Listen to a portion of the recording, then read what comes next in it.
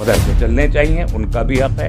ये भी गलत है कि मदरसों में टेररिज्म की तालीम दी जाती है, झूठ है, प्रोपेगेंडा है। अब जो मदरसा बोर्ड अगर कुछ गलत कर रहा है तो उसको ठीक करने के लिए कोर्ट में जाइए, सरकारों के पास जाइए, मूवमेंट चलाइए। तो ये कौन सा डिपार्टमेंट है जिसमें करप्शन नहीं है? तो इस बुनियाद पे कि चूंकि वो वाले मदरसा बोर्ड ठीक नहीं चल रहा है इसलिए किसी की भी जरूरत नहीं है, ये तो कोई जवाब नहीं है। कि बीजेपी और उनकी सरकारें नापती ज्यादा हैं, फाड़ती कम है, शोर ज्यादा मचाते हैं, प्रोपेगेंडा बहुत ज्यादा करते हैं, तो और काम कम कर।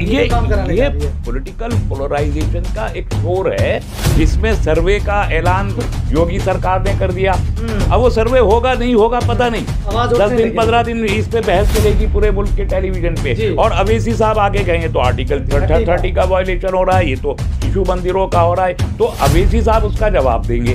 गिरिराज सिंह एक बात बोलेंगे, जवाब में अवैसी एक बात बोलेंगे, अवैसी एक बात बोलेंगे, जवाब में गिरिराज सिंह कुछ बोलेंगे। तो दोनों सूरतों में बीजेपी एक इशू रेज करेगी, अवैसी साहब उसका जवाब देंगे। ये जो जवाबी कवाली है इसका सिर्फ पॉलिटिकल मोटिवेशन एक रीजन होता है कि इसके जरिए समाज का पोलराइजेशन हो, इशू हल करना मकसद नहीं होता। हजारों करोड़ के आने में अगर सरकार रोक लगाती है तो सरकार को वो हक नहीं है।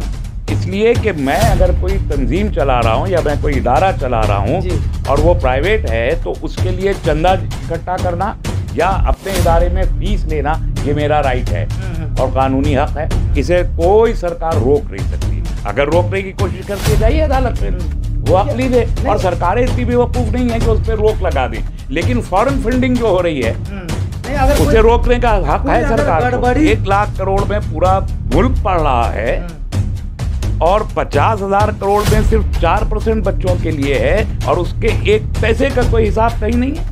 तो क्या ये तो कम्युनिटी को भी हक है कि वो पूछे कि आपने जो पैसा दिया उसका क्या हुआ, और सरकार की भी जिम्मेदारी है कि वो पूछे। आप इसे डिनाई नहीं कर सकते। सरफराज आदिल, आपने देखा होगा कि उत्तर प्रदेश में योगी सरकार ये चाह रही है जो मदरसे हैं वो मदरसे जो बोर्ड से मान्यता प्राप्त नहीं है उनका सर्वे कराना चाह रही है। उसको लेकर विवाद बढ़ चुका है। और भी मुद्दे हैं झारखंड के, बहुत सारे मुद्दे, उनको लेकर हम आज इन वीडियो में बात करेंगे। हमारे साथ बात करने के लिए तस्लीम रहमानी साहब, क्या कहेंगे सर?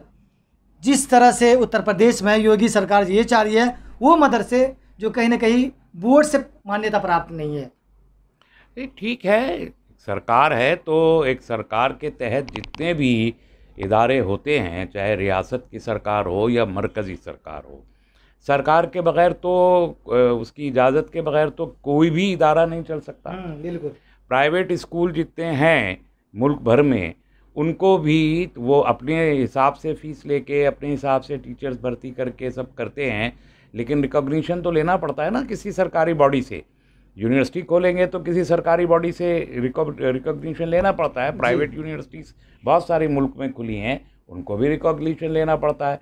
एक बोर्ड है वो क्राइटेरिया तय करता है कि स्कूल में एडमिशन के लिए ये क्राइटेरिया होगा, ये एज लिमिट होगी, टीचर्स के रिक्रूटमेंट का ये क्राइटेरिया होगा, उनके रिटायरमेंट का ये क्राइटेरिया होगा, उनके टर्मिनेशन का ये क्राइटेरिया होगा, उनको एड मिलने का ये सब चीज़ के सेट उसूल होते हैं जी। तो मदरसों के लिए भी वो उसूल अगर मांगे जा रहे हैं तो उसमें क्या हर्ज है?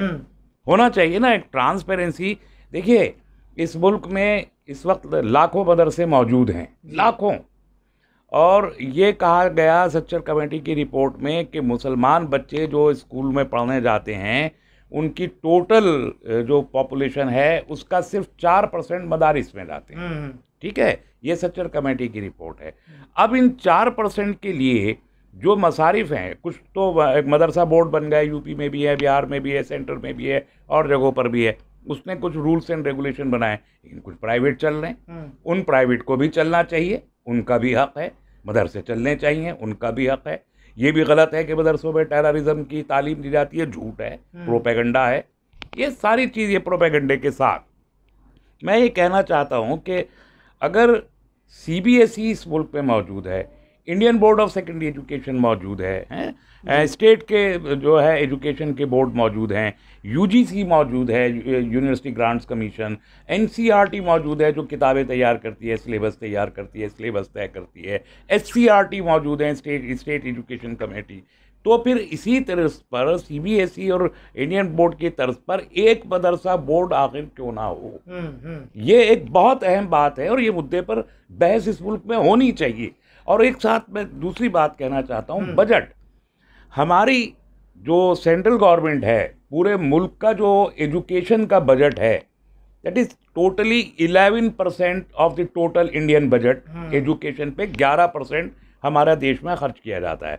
उसका अमाउंट बनता है 1,04,200 करोड़ रुपए जी। 1,04,200 करोड़ में नर्सरी से लेके और ग्रेजुएट और डॉक्टर और इंजीनियर IIM सारी एजुकेशन उसमें कंप्लीट हो जाती है। कम है वो बजट, हम मानते हैं, लेकिन इस 1,00,000 करोड़ रुपए में सारा एजुकेशन का सिस्टम चला है। मदारिस के पास कितने पैसे हैं? एक अंदाजे के मुताबिक, मैं ये स्टैटिस्टिक्स पूरे नहीं दे सकता, लेकिन पूरे देश की ज़कात जो मदरसों पे लागू नहीं होती, इसके बावजूद वो सारी ज़कात का मैक्सिमम पोर्शन मदारिस में जा रहा है जी। एक नए पैसे का कोई हिसाब आज तक किसी को मिला है? 50,000 करोड़ के आसपास अंदाजन ये ज़कात मदारिस के अंदर जाती है। तो 1,00,000 करोड़ में पूरा मुल्क पढ़ रहा है और 50,000 करोड़ में सिर्फ 4% बच्चों के लिए है और उसके एक पैसे का कोई हिसाब कहीं नहीं है।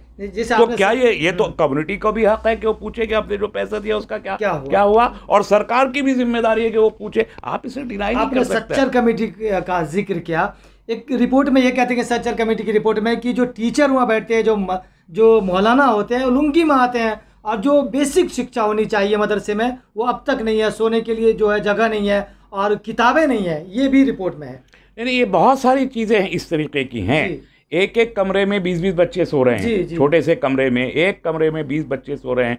टॉयलेट्स का उनके इंतज़ाम नहीं है, सिक्योरिटी का उनके इंतज़ाम नहीं है, CCTV कैमरे नहीं लगे हुए हैं, लाइफ स्टैंडर्ड इंतहाई किस्म का ख़राब है और पैसे इतने ज़्यादा हैं। तो इसीलिए एक बोर्ड की ज़रूरत होती है ना, वो रेगुलेट करेगा कि हॉस्टल का नज़्म कैसा होगा, वो एक फॉर्मेट तैयार करेगा, एक मॉडल बनाएगा कि ये मॉडल है और ये क्राइटेरिया है और ये पैरामीटर है, इन पैरामीटर्स के मुताबिक ये चलना चाहिए। जैसे स्कूलों के लिए क्राइटेरिया है, जैसे कॉलेजों के लिए क्राइटेरिया है, ऐसे हॉस्टलों के लिए क्राइटेरिया है। ये भी उठता कि सर जो मदरसा बोर्ड है उस मदरसे का क्या, उनकी भी तो हालत ख़राब है। ये चाह रहे हैं कि जो वो मदरसा जो प्राइवेट है उनका हम सर्वेक्षण करेंगे, वो उस मदरसे का क्यों नहीं जो सरकार के अंडर आती है। आपकी बात सही है बिल्कुल। जो मदरसा बोर्ड हैं, जो एजुकेशन बोर्ड है, उसकी हालत भी खराब है जी, बहुत खराब है। स्कूलों के जो बोर्ड बने हुए हैं उनमें भी करप्शन मौजूद है। तो करप्शन तो भारत में हर शोबे जिंदगी में मौजूद है, उसके लिए हम सुप्रीम कोर्ट जाते हैं ना। अभी दिल्ली में जो एजुकेशन बोर्ड था हमारा यहाँ का है CBSE ने एक बहुत बड़ी फास्ट गलती की। लास्ट मोमेंट पे उन्होंने अपना क्राइटेरिया रिजल्ट का चेंज कर दिया। लोग सुप्रीम कोर्ट में गए, सुप्रीम कोर्ट से रिलीफ मिला। अब जो मदरसा बोर्ड अगर कुछ गलत कर रहा है तो उसको ठीक करने के लिए कोर्ट में जाइए, सरकारों के पास जाइए, मूवमेंट चलाइए। तो ये कौन सा डिपार्टमेंट है जिसमें करप्शन नहीं है? तो इस बुनियाद पे कि चूंकि वो वाले मदरसा बोर्ड ठीक नहीं चल रहा है इसलिए किसी की भी जरूरत नहीं है, ये तो कोई जवाब नहीं है। इस पे भी तो सवाल उठा रहे हैं कि ओवैसी कह रहे हैं कि ये मिनी NRC है, ये योगी सरकार चाह रही है कि मिनी NRC हो मदरसे के जरिए। देखिए, ये जवाबी कवाली है। हम ये मानते हैं कि भारतीय जनता पार्टी जो कुछ इस मुल्क में करती है जी उसकी भी नीयत मुसलमानों के, उनके तालीम के, उनके समाजी ज़रूरतों के लिए बहुत अच्छी है, ऐसा तो है नहीं जी। उनकी तो नीयत ख़राब है ही जी। और मैं साफ कह रहा हूँ कि उनकी तो नीयत ख़राब है ही। और उनका तरीक़ाकार ये है कि जिसे एक देहाती लफ्ज़ में कह सकते हैं कि बीजेपी और उनकी सरकारें नापती ज़्यादा हैं, फाड़ती कम है। तो वो शोर ज्यादा मचाते हैं, प्रोपेगेंडा बहुत ज्यादा करते हैं, तो क्या ये और शोर काम है? कम मतलब ये पॉलिटिकल पोलराइजेशन का एक शोर है जिसमें सर्वे का ऐलान योगी सरकार ने कर दिया। अब वो सर्वे होगा नहीं होगा पता नहीं, 10 दिन 15 दिन इस पे बहस चलेगी पूरे मुल्क के टेलीविजन पे, और अवैसी साहब आगे गए तो आर्टिकल 330 का वायलेशन हो रहा है, ये तो शिशु मंदिरों का हो रहा है, तो अवैसी साहब उसका जवाब देंगे। तो दोनों सूरतों में बीजेपी एक इशू रेज करेगी अवैसी साहब उसका जवाब देंगे। ये जो जवाबी कवाली है, इसका सिर्फ पॉलिटिकल मोटिवेशन एक रीजन होता है कि इसके जरिए समाज का पोलराइजेशन हो, इशू हल करना मकसद नहीं होता। अगर सर्वेक्षण हो गया तो क्या ये सरकार उस पे लगाम लगाएगी जो मदरसा चल रहा है? अगर उस पे कुछ कमी है तो उनको अनुदान, मतलब जिम्मेदारी है और सरकार की। अगर मैं वही कह रहा हूं, आज सर्वे का उधम मच रहा है, 15 दिन के बाद ये इशू ही गायब हो जाएगा। वो सर्वे की रिपोर्ट आई या नहीं आई, आई तो क्या आई, उस पर फॉलो अप क्या है, ना तो हम पूछेंगे, ना अवैसी साहब पूछेंगे, ना सरकार बताएगी। ये एक पॉलिटिकल इशू से उठाया, एक डिबेट का इशू बना के टेलीविजन पे डाला पोलराइज करने के लिए, और फिर खत्म हो गया। आपको मैं याद दिलाना चाहता हूं, 2022 के इलेक्शन से पहले इसी उत्तर प्रदेश में 2 बच्चों का कानून लेके स्टेट लॉ कमीशन आया, उस पर बहस हुई 10 दिन। कहाँ है वो? ठंडे बस्ते में। वो बिल असेंबली की टेबल तक पे नहीं आ सका। इसलिए मैंने कहा कि नापते ज्यादा हैं, फाड़ते कम हैं। तो क्या ये जो कराने जा रही है, क्या ये जो ओवैसी भी हंगामा कर रहे हैं, गिरिराज सिंह कह रहे हैं कि ये जिन्ना की थ्योरी पे अपना रहे ओवैसी साहब, तो ये मतलब शुरू हो गया वाद विवाद? नहीं, ये कोई वाद विवाद नहीं है। गिरिराज सिंह की तो जबान ही गैर, मतलब ये गैर महज़ब है, गैर महज़ब जबान बोलते हैं गिरिराज सिंह। और भारतीय जनता पार्टी में उनकी यूटिलिटी यही है कि वो जब जो मुंह में आए बोल दिया करें। डर क्या, किस चीज का? अवैसी साहब का डर नहीं है। गिरिराज सिंह एक बात बोलेंगे, जवाब में अवैसी एक बात बोलेंगे, अवैसी एक बात बोलेंगे, जवाब में गिरिराज सिंह कुछ बोलेंगे। मेरा सवाल है कि ओवैसी साहब को डर क्यों है? अगर सर्वे कराया जा रहा है तो उनको डर किस चीज का है? किसी को डर नहीं है। मैंने कहा ना, ये डर का मसला ही नहीं है, किसी को भी डर नहीं है। ये तो एक स्क्रिप्टेड स्टेज ड्रामा है जिसके जरिए से एक जवाबी कवाली हो रही है, ये मैंने कहा। और डरने का तो इसमें किसी का कोई इशू ही नहीं है। लेकिन जो करोड़ों चंदा आ रहे हैं, जो करोड़ों चंदा आ रहे हैं मदरसे में, अगर सरकार उन पे लगाम लगाना शुरू की तो बच्चे पढ़ रहे हैं, चाहे वो निजी मदरसा हो या सरकारी मदरसा हो, तो बच्चों के लिए दिक्कत। अगर रोक लग गया या सरकार का, मेरा ख्याल इससे मुख्तलिफ है। पहली चीज तो करोड़ों नहीं, हजारों करोड़ की बात है। इस हजारों करोड़ के आने में अगर सरकार रोक लगाती है तो सरकार को वो हक नहीं है। इसलिए कि मैं अगर कोई तंजीम चला रहा हूं या मैं कोई इदारा चला रहा हूं और वो प्राइवेट है, तो उसके लिए चंदा इकट्ठा करना या अपने इदारे में फीस लेना, ये मेरा राइट है और कानूनी हक है। इसे कोई सरकार रोक नहीं सकती। अगर रोकने की कोशिश करती है, जाइए अदालत में, वो अकली दे। और सरकारें इतनी बेवकूफ नहीं है कि उस पर रोक लगा दें। लेकिन फॉरेन फंडिंग जो हो रही है, नहीं, अगर उसे रोकने का हक है सरकार को। गड़बड़ी पाई जाती है, जैसे असम में मदरसे पे बुलडोजर चला, तो बहुत ऐसे मदरसे निकलकर उत्तर प्रदेश में भी आएंगे जिस पर सरकार बुलडोजर चलवा सकती है सर्वेक्षण के बाद, अगर हुआ तो। देखिए, बुलडोजर भी तो एक बेसिक चीज मैंने कही कि पॉलिटिकल गिमिक्री है, ये सियासी शोबदेबाजी है। असम में 800 मदारिस हैं। जी। कितने मदारिस पे बुलडोजर चलाया? 3 पे, है ना? तो क्या 800 पे मदारिस पे बुलडोजर चला सकती है सरकार? नहीं। यूपी में इस वक्त जो है तकरीबन 20-25 हज़ार मदारिस होंगे। क्या उन पे 16,000 जो बोर्ड से 16,000 जो, उसके अलावा भी प्राइवेट है ना, तो इसलिए मैंने 20-25 हज़ार कहा। क्या वो एक दो पे वो करेंगे, वो टेलीविजन पे दिखाएंगे, लंबा हंगामा होगा, डिबेट होगी, सब होगा।